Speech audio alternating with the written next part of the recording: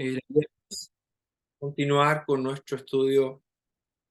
Estamos siguiendo el libro de los Filipenses, así que voy a compartir mi pantalla y voy a mostrarles entonces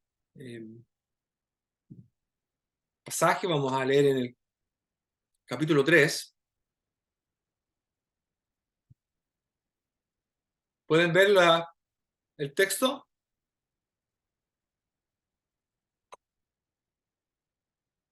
Ya,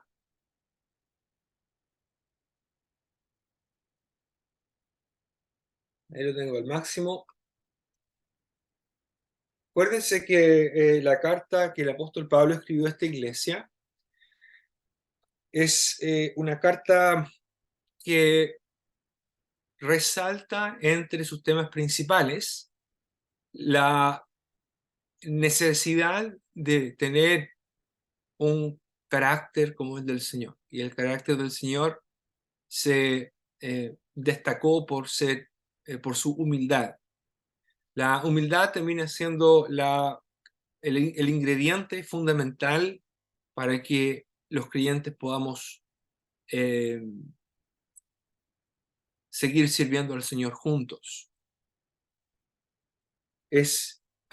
Diría que es imposible, ¿verdad?, que una iglesia local se mantenga unida y se mantenga unida sirviendo, a menos que no tengamos una disposición humilde. Y en esto siempre, y todos nosotros hemos fallado muchas veces, y lo importante quizás no es tanto en no fallar, lo importante es cómo reparamos cuando fallamos, ¿sí? Cómo restituimos eso. Y este es el punto aquí. Obviamente el apóstol Pablo, y por supuesto el Señor, sabe que siendo humanos, nuestra tendencia es más bien a ser egoístas, ¿verdad? Y a buscar nuestro propio interés. Pero Pablo ha dicho en esta carta que más bien uno debiera buscar no lo suyo propio, sino el interés o lo que es bueno para los demás. Él puso como ejemplo a Timoteo, dice, porque a ningún otro tengo que tan sinceramente se preocupe por vosotros. Y luego agrega, porque todos buscan lo suyo propio, no lo que es de Cristo Jesús. El ejemplo del Señor, por supuesto, es el ejemplo máximo. Alguien que tenía todos los derechos, alguien que tenía todas las prerrogativas, alguien que tenía todo el poder, alguien que tenía todo el poder, y sin embargo nunca lo usó para su beneficio propio o para destruir a sus enemigos, al menos no cuando vino a casa. Ustedes recordarán cuando el Señor y sus discípulos salen de unas aldeas que eran samaritanas, y entonces, si no me equivoco, creo que sí, y uno de los discípulos dice, perdón, maestro, ¿quieres que mandemos que caiga fuego del cielo y los consuma? Y obviamente, ¿verdad? Obviamente esa aseveración se contradice con lo que el Señor declara. Él dice, vosotros no sabéis de qué espíritu sois. Y me parece que quizás ahí es donde radica nuestro error, ¿verdad? Cuando entramos en discusiones, en desaveniencia, cuando entramos en conflictos con otros creyentes, cosa que no debería pasar, va a pasar, pero no debería, eh, olvidamos de qué espíritu somos. El apóstol Pablo aquí le está recordando a los creyentes que la humildad es el factor clave. Obviamente el amor, pero el amor y la humildad van de la mano, ¿verdad? El amor del cual el apóstol Juan habla, del amor que encontramos descrito por el Señor, es un amor que es un amor servicial, es un amor que busca el bien del otro, no el bien personal. Así que bien podríamos decir que la humildad y el amor van de la mano, y es la clave para mantener la unidad del pueblo del Señor. El capítulo 3 va a tocar un tema que podría parecer un poquito fuera de contexto, podría. Me parece que, sin embargo, hay conexiones importantes en lo que el apóstol Pablo está diciendo aquí. Básicamente porque hay un contraste, ¿verdad? Pablo ha hablado de Timoteo, Pablo ha hablado también de Epafrodito, Pablo ha hablado de sí mismo como ejemplos de personas que no hacen lo que hacen por un beneficio personal, sino que lo hacen por el bien de otros. Eso es lo que destaca a Pablo, a Timoteo, a Epafrodito. Y que básicamente lo que hacen es reproducir el carácter, o reproducir al menos en parte, el carácter del Señor. Pero no todos son así. Y Pablo ya ha hablado de algunos que predican a Cristo por contienda, por envidia. Algunos predican a Cristo para añadir aflicción a sus prisiones. Ahora en esta parte, en esta primera parte del capítulo 3, Pablo va a destacar personas que obviamente están lejos de ser la clase de ejemplificación del carácter del Señor. Capítulo 3 dice: por lo demás, hermanos, gozaos en el Señor. A mí no me molesto el escribir las mismas cosas, y para vosotros es seguro. Guardaos de los perros, guardaos de los malos obreros, guardaos de los mutiladores del cuerpo, porque nosotros somos la circuncisión, los que en espíritu servimos a Dios y nos gloriamos en Cristo Jesús, no teniendo confianza en la carne. Aunque yo tengo también de qué confiar en la carne.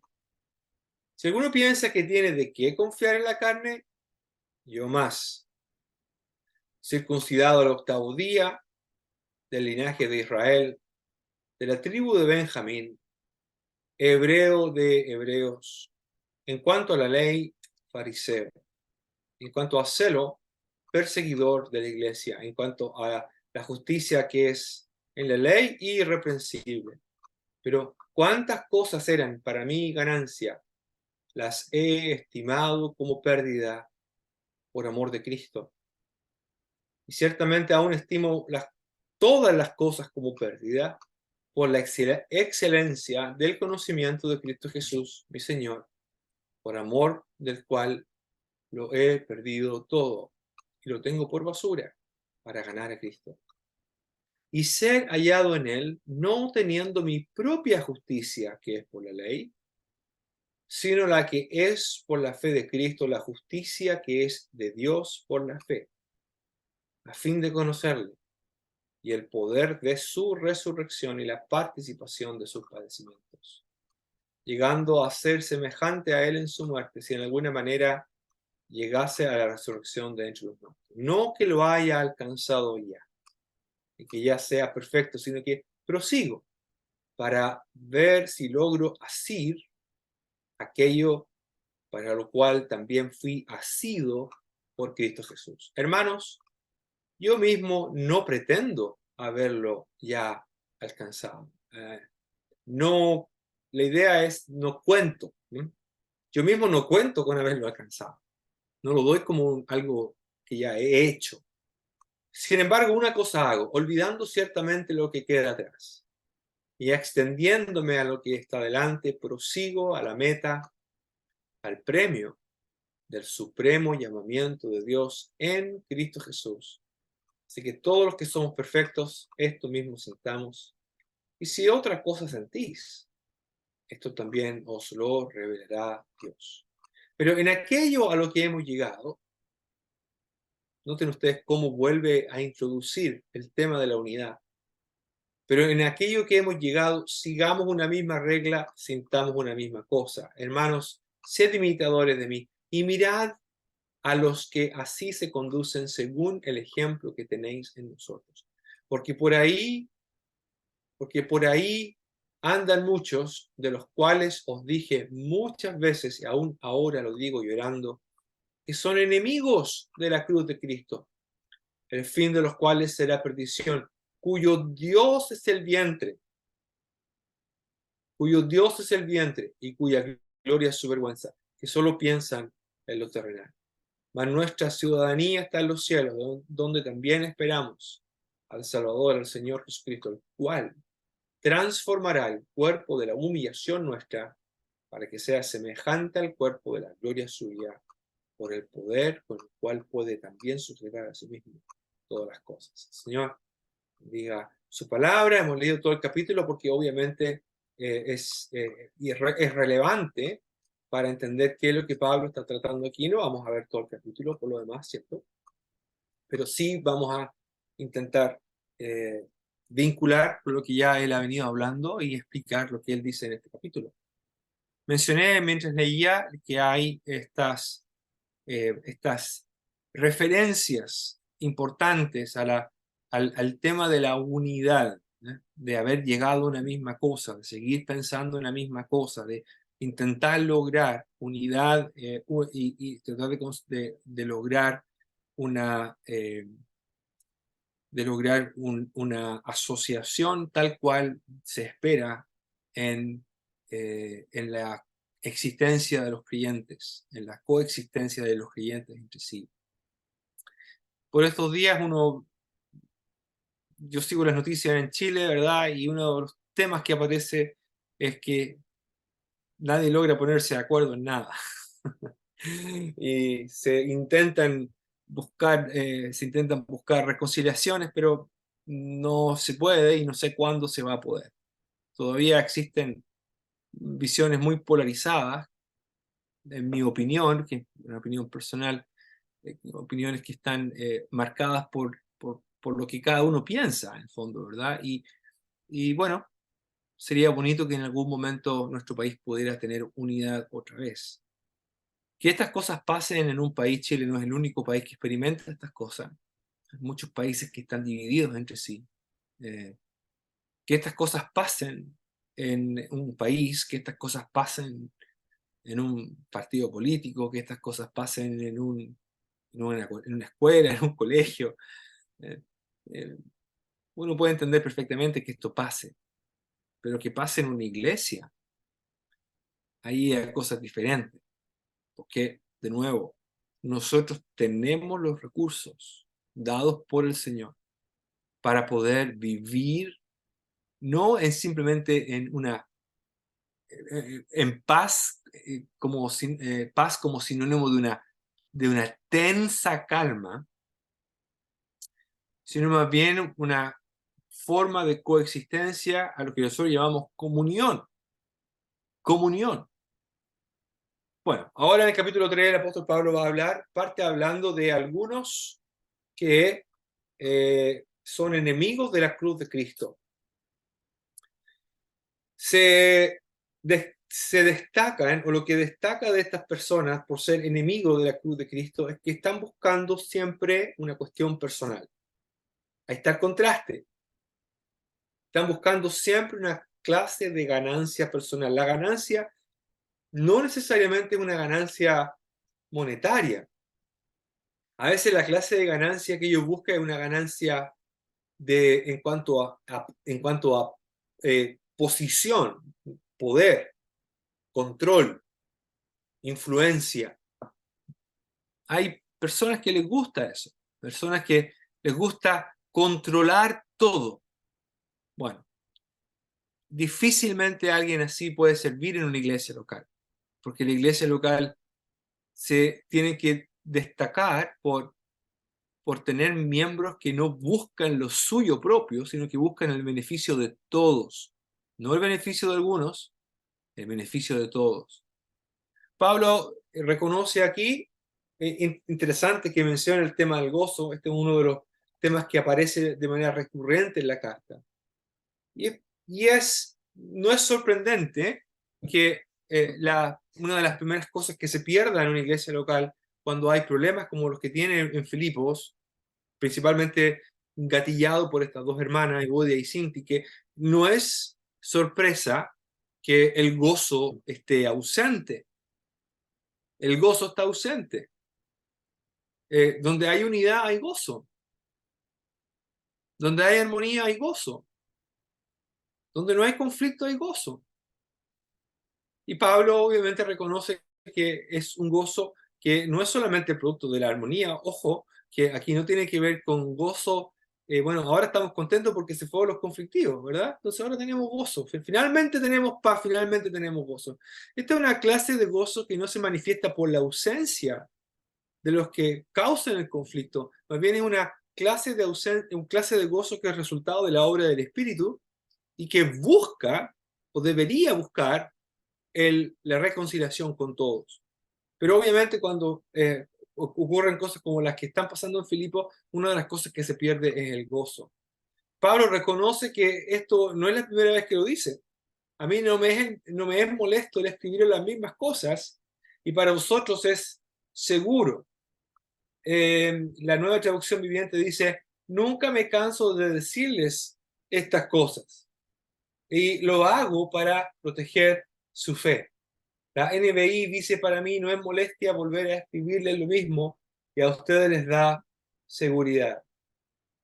Alguien hace poco me comentaba acá en nuestra asamblea que la enseñanza de la escritura no tiene tanto que ver con ir descubriendo cosas nuevas, sino más bien ser recordados de lo que ya sabemos. Y esto es cierto, ¿verdad? Obviamente siempre vamos a aprender cosas nuevas, pero en lo básico, básico, básico, muchas veces necesitamos ser recordados.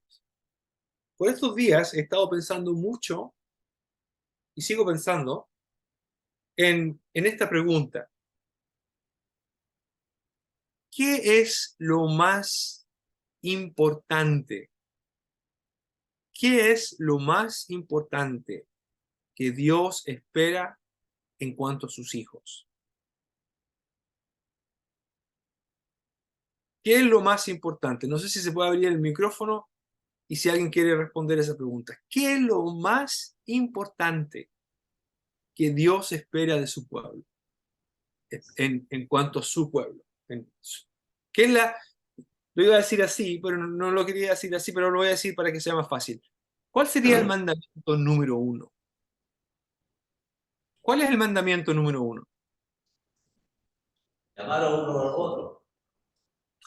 Amarás al Señor tu Dios con todo tu corazón, ¿verdad? Y el segundo es semejante, amar a tu prójimo. Y cuando el Señor, gracias Miguel, y cuando el Señor se va y está en el aposento alto, dice, he aquí os dejo un mandamiento nuevo. Un mandamiento nuevo os doy, que os améis unos a otros.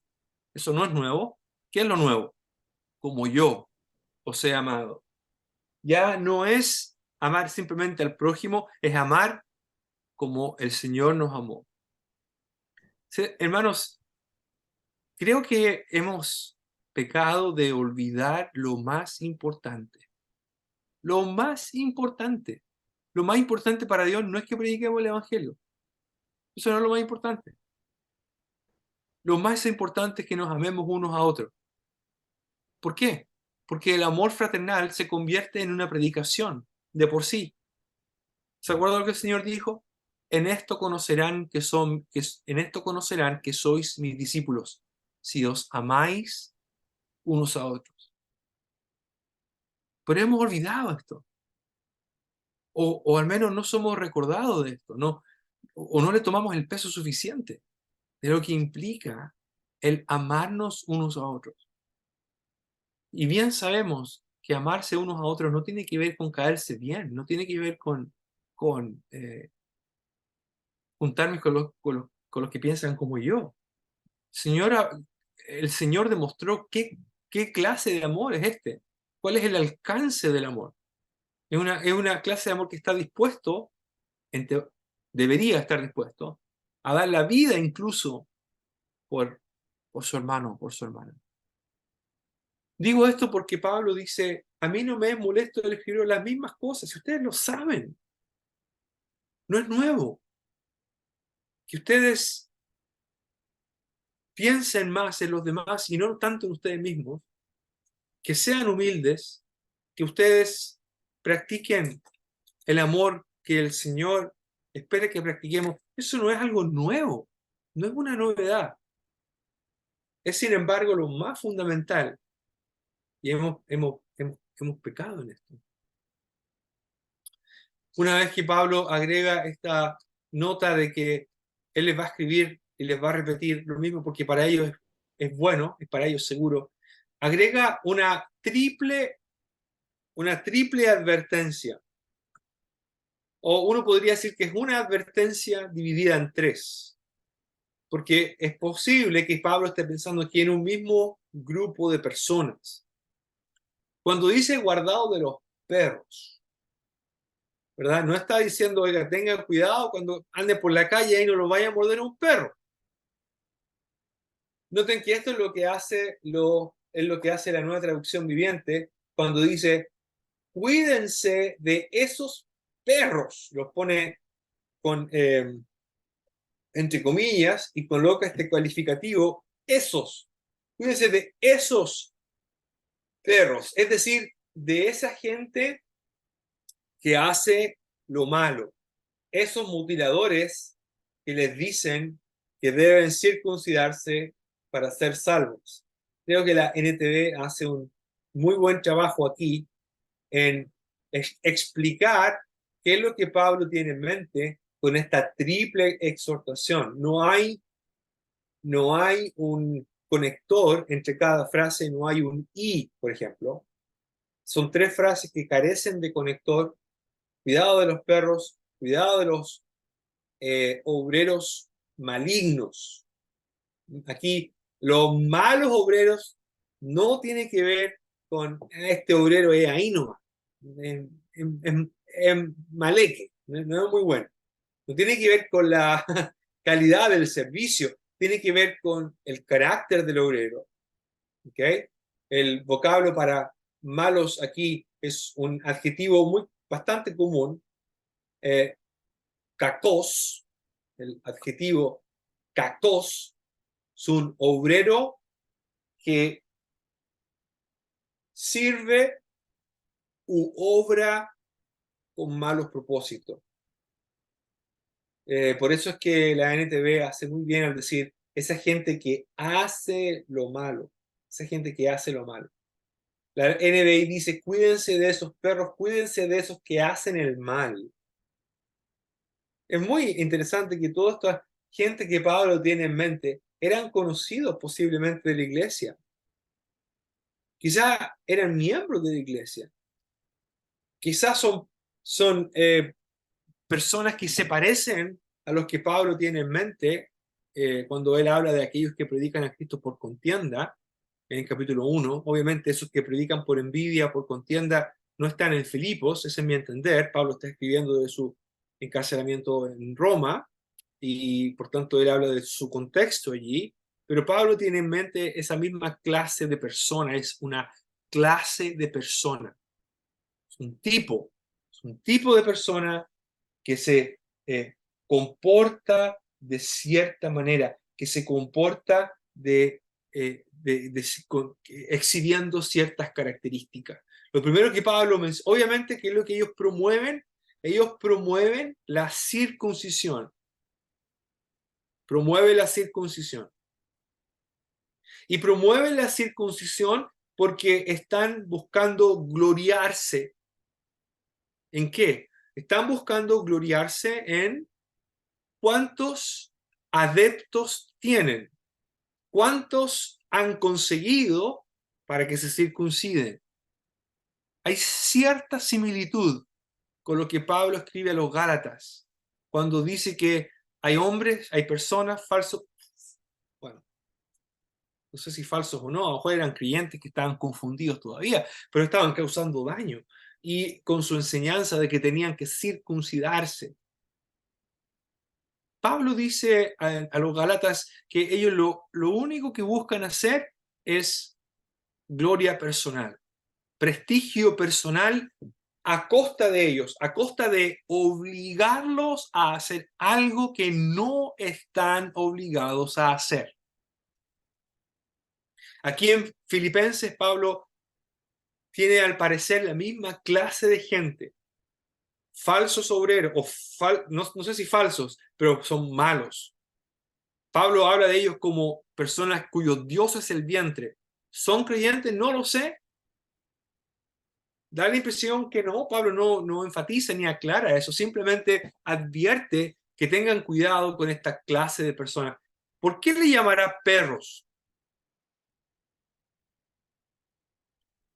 Hoy día, aquí, bueno, en Chile, no sé cómo está ahora, pero cada vez los perritos casi los tratan mejor que los humanos, ¿verdad? Y está bien cuidar un perrito, está bien, no estoy diciendo que no hay que cuidarlo, ¿verdad? Hay que también cuidar a los perritos, darle su comida y sus vacunas y todo eso. Yo le contaba a los niños que cuando yo era chico, cuando era niño, en muchas casas siempre había un perro y había un gato, y la razón era muy sencilla. El perro era un guardián y el gato se comía los ratones. Esa era la razón, había una función que cumplían esos animalitos. Hoy día, voy a hablar de aquí, de lo que pasa aquí en Canadá, y David puede corroborarlo, ¿verdad? Unos perritos, oiga, pero más pitucos los perros. Los llevan a cortarse el pelo, algunos hasta los llevan en coche. Y aquí, cuando salen a caminar, los perros, porque los perros viven adentro, ¿verdad? David se ríe, pues, es verdad. Y ellos tienen que andar con una bolsita, y cuando el perro hace su necesidad, el dueño tiene que ir a recoger. Y yo digo, qué humillante estar recogiéndole las cosas al perro. Bueno, la cosa mía a lo mejor. Pero lo que intento decir es que el concepto de perro ha cambiado. Hace 2000 años atrás el perro era considerado un animal inmundo, especialmente para los judíos. Los perros estaban asociados a la inmundicia, incluso al juicio. Hubo una reina que fue comida por los perros, ¿verdad? Si no me equivoco fue Jezabel. Y los perros lamieron la sangre del rey Acab, que murió ahí en el carro. Los perros están asociados a esto, a la inmundicia. Lo cual es tremendamente irónico porque Pablo le llama a estos hombres, les llama perros. Se autopromueven como promotores de la justicia de Dios. Y sin embargo, no son sino considerados como perros. Acuérdense que Apocalipsis, ¿qué dice? Los perros estarán fuera. Y obviamente no se refiere otra vez a los canes. Si vamos a tener un cielo nuevo, una tierra nueva, mi sensación es que si vamos a tener una tierra nueva, entonces van a haber animales también, como fue al principio. Así que los perritos van a andar ahí, muy probablemente. Otra vez en el libro de Apocalipsis tiene que ver con una clase de personas. Pablo, a quienes llama perros, son al mismo tiempo los obreros malos, los obreros que actúan de manera mala, que son los que promueven la circuncisión. Ahora, Pablo no ocupa la palabra circuncisión aquí, ocupa una palabra, bueno, parecida, pero que se traduce más bien como mutilación. Mutilación. En el pensamiento de Pablo, inspirado por el Espíritu, la circuncisión hecha con estos motivos, no, en realidad la circuncisión, de cualquier manera, la circuncisión no puede hacer a un hombre mejor espiritualmente hablando. Ese es el punto, ¿verdad? La circuncisión física no puede hacer a un hombre mejor espiritualmente hablando. Realmente lo único que hace es una mutilación. No aporta en nada a la parte espiritual. Pero este era el discurso de estos hombres, este era el discurso de estos enseñadores. Su discurso era, si ustedes se circuncidan, van a ser mejores creyentes. Pablo dice, eso es algo malo. En el versículo 3 dice, nosotros somos la circuncisión. Nosotros somos la circuncisión. La Biblia de América agrega la palabra verdadera para generar este contraste. ¿Qué significa que seamos la circuncisión? La circuncisión, Moisés en el libro de Deuteronomio habla de la circuncisión como algo más bien interno, como algo que ocurre en el corazón, una transformación, un cambio que ocurre en una persona. Pablo habla de una circuncisión que no es hecha de mano, ¿verdad? Él lo menciona en otra parte. Una circuncisión no hecha de mano, sino una circuncisión del corazón. El punto es que se produce algo en el interior de una persona por la acción de Dios y no del hombre. Pablo dice, nosotros somos la circuncisión. ¿Quiénes? Los que servimos en espíritu a Dios, número uno, y nos gloriamos en Cristo Jesús, no teniendo confianza en la carne. Número 2. Esta es la gran diferencia.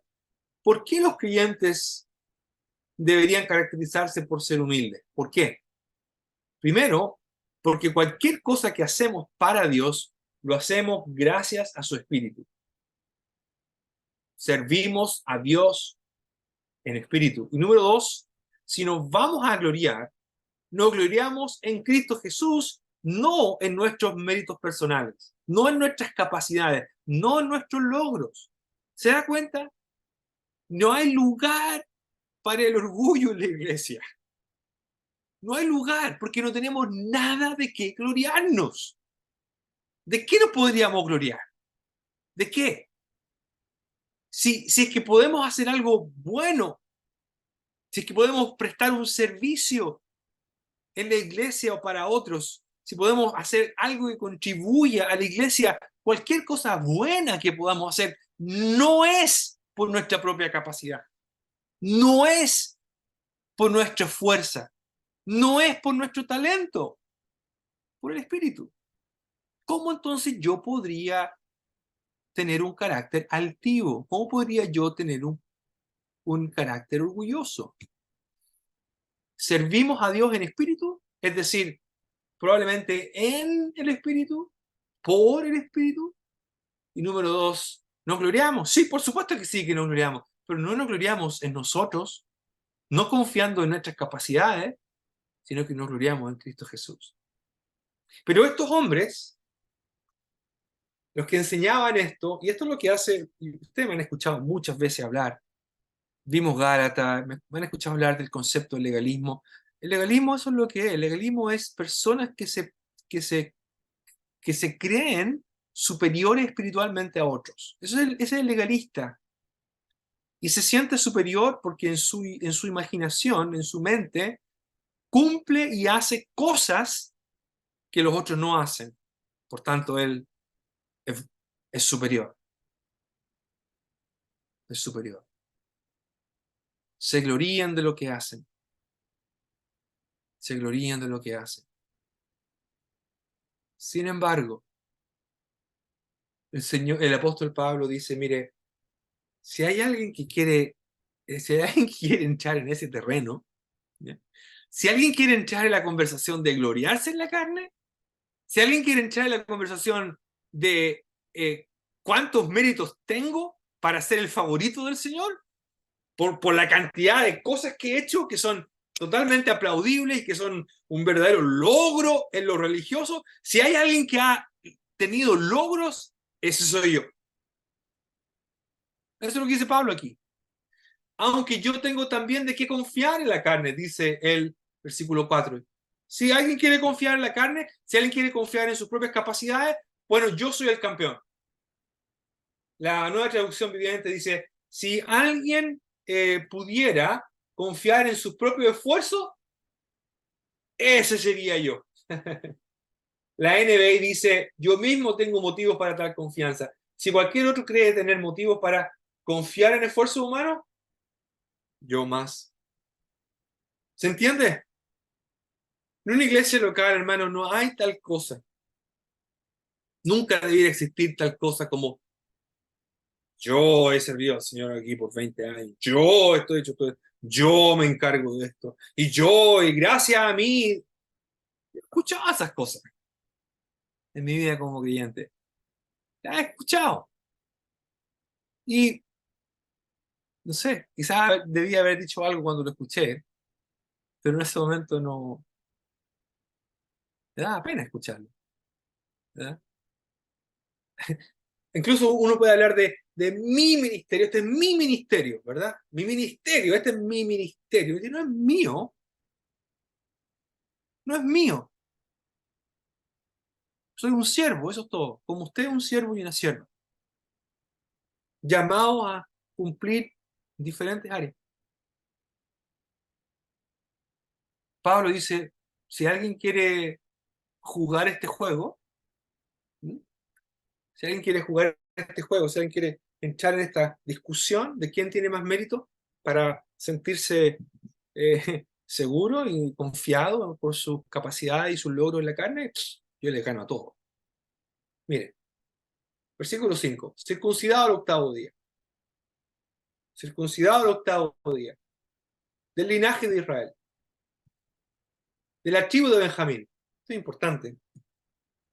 Hebreo de hebreos. Todas estas cosas, sobre todo la segunda, la tercera, la cuarta, tienen mucho que ver con el nacionalismo que iba muy de la mano con la religión judía. De pasadita, muchas de las religiones hoy día se asocian también con una cultura.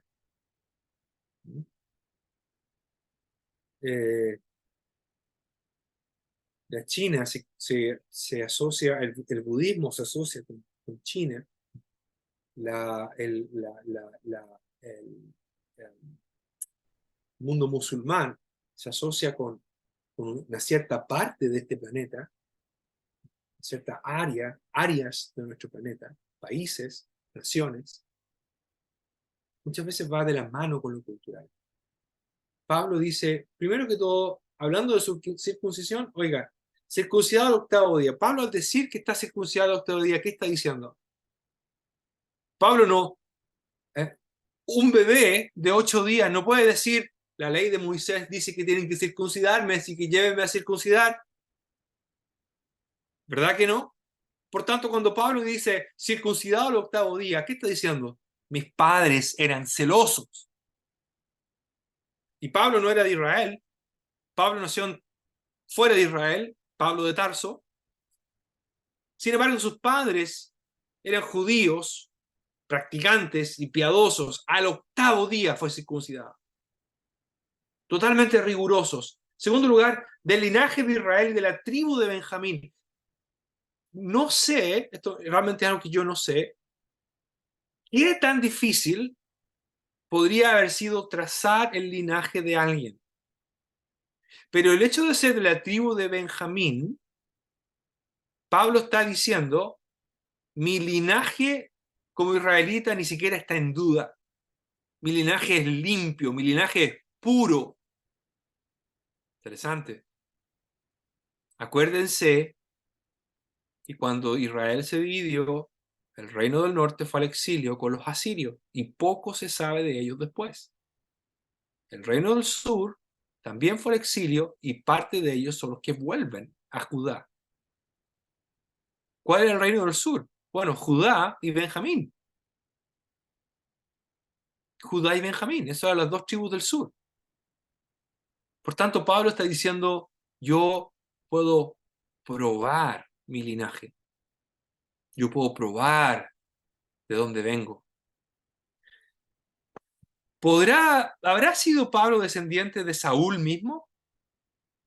Acuérdense que Saúl era de la tribu de Benjamín. ¿Y cómo se llamaba Pablo antes de ser convertido al Señor? ¿Cómo se llamaba? Tenía el mismo nombre. Saúl. Saulo. Mismo nombre. ¿Habrá sido descendiente del rey Saúl a lo mejor? ¿Habrá venido de esa línea? ¿Quién sabe? Quizás. Pero él dice del linaje de Israel, de la tribu de Benjamín, hebreo de hebreos. O sea, si había alguien que era hebreo, aunque creció fuera de Israel, si había alguien que era un judío de tomo y lomo, este era Pablo. Es como si alguien dijera hoy día, no sé si estoy bien en esta relación o no, sugiero que puede ser esto, no estoy 100% seguro, pero es como si alguien dijera hoy día, yo soy chileno de chileno, nací en Canadá, pero soy más chileno que los porotos. Mi mamá me dio cazuela, comí poroto, escucho puras cuecas, para el 18 hago empanada, no hay nadie más chileno que yo. Nadie puede discutir eso. Porque era importante en cuanto a Israel. Acuérdense que una de las grandes cosas en cuanto a Israel, en cuanto a la iglesia, es que ahora está compuesta de judíos y gentiles. Y había un sentido de superioridad que después se fue pasando en cuanto a los que eran judíos. Pero luego Pablo pasa a otra área, en cuanto a la ley fariseo, en cuanto a celo perseguidor de la iglesia, en cuanto a justicia que es la ley irreprensible. Ahora Pablo habla un poco de lo que él hacía, no tanto de lo que era. Todo lo primero, obviamente es algo que él hereda en un sentido, pero lo usa, lo vive, pero luego él decide ser fariseo. Él decide perseguir a la iglesia. Él decide guardar cada uno de los mandamientos, de los casi 700 mandamientos que incluía la Torá. No había nadie que lo superara. Pablo era quizás llamado a ser el sucesor de Gamaliel. Él fue criado, estudió a los pies de Gamaliel. Sin embargo, lo que viene en el versículo 7 es absolutamente sorprendente. Todas esas cosas que Pablo tenía, que hubiera sido la envidia de cualquier fariseo. Oh, cualquier fariseo hubiera querido ser como Pablo. Si hubieran habido póster, los fariseos habrían tenido los pósters del apóstol Pablo ahí en la pieza. Así quiero ser yo, como el gran Saulo de Tarso. Pablo llegó a considerar, cuando conoció al Señor Jesús, dijo, todas esas cosas que para mí eran ganancias, realmente es pérdida. No me ayuda en nada. Tanto esfuerzo y tanto logro en lo religioso no significó para mí ningún beneficio. Eso es lo que está diciendo. Ningún beneficio en términos de mi condición espiritual, en cuanto a cómo ser mejor delante de Dios. No creo que Pablo está diciendo todo lo que estudié no me sirvió. Pablo era un erudito. Estoy seguro que todo lo que aprendió, incluso antes de ser salvo, le fue útil después, como el apóstol Pablo. Obviamente recicló toda su teología, pero todo lo que aprendió, Pablo conocía de todo. Pablo sabía idiomas, Pablo conocía la Torá, Pablo conocía hasta los poetas griegos. Era un hombre increíblemente intelectual, increíblemente erudito. Todo eso él lo ocupó. ¿Qué es lo que era pérdida entonces? No lo que aprendió. Lo que era pérdida para él, pérdida en el sentido de que no significó ninguna ganancia. Todo eso que él logró no lo hacía mejor delante de Dios.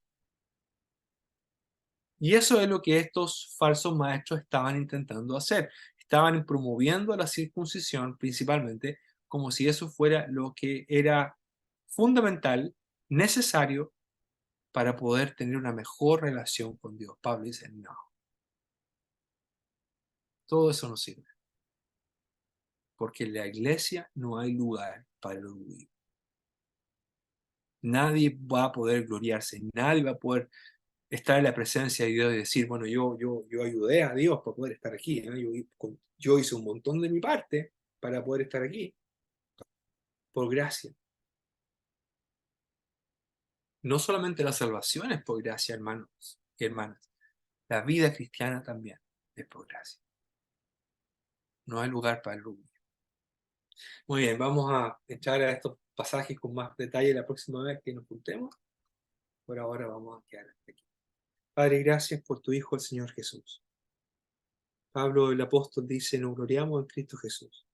Y nosotros también. Le damos toda la gloria a ti y toda la gloria a Él. Porque realmente si estamos, la posición que tenemos de ser tus hijos es exclusivamente por lo que Él hizo en la cruz por nosotros. Te damos gracias por tu inmensa misericordia. En el nombre del Señor Jesús. Amén.